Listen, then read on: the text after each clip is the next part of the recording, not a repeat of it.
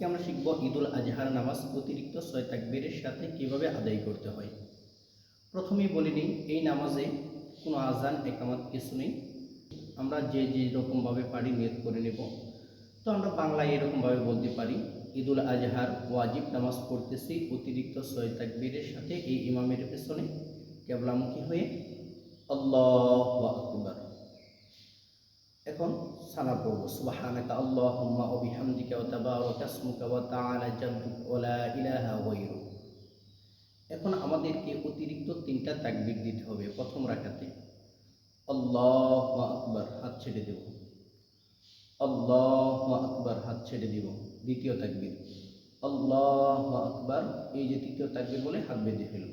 এখন আউযু বিল্লাহি মিনাশ শাইতানির রাজিম, বিসমিল্লাহির রহমানির রহিম। সূরা ফাতিহা পড়ব। সূরা ফাতিহা পড়ার পর অন্য আরেকটা সূরা মিলাবো। সূরা মিলানো শেষ, আমরা রুকু করব। রুকু থেকে দাঁড়িয়ে সিজদায় যাব। এরকমভাবে প্রথম রাকাত শেষ। এখন আমরা দ্বিতীয় রাকাতের জন্য দাঁড়িয়ে যাব। দ্বিতীয় রাকাতের জন্য যখন দাঁড়িয়ে যাব, আমরা সূরা ফাতিহা পড়ব। সূরা ফাতিহার সাথে আরেকটা সূরা মিলাবো।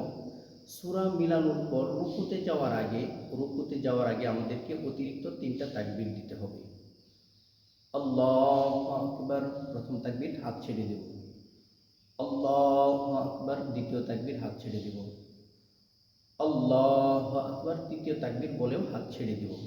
অতিরিক্ত প্রথম রাকাতে 3 তাকবীর এবং দ্বিতীয় রাকাতে রুকুতে যাওয়ার আগে অতিরিক্ত আমার 3টা তাকবীর হয়েছে। এখন আল্লাহু আকবার বলে এরকমভাবে আমরা রুকুতে চলে যাব।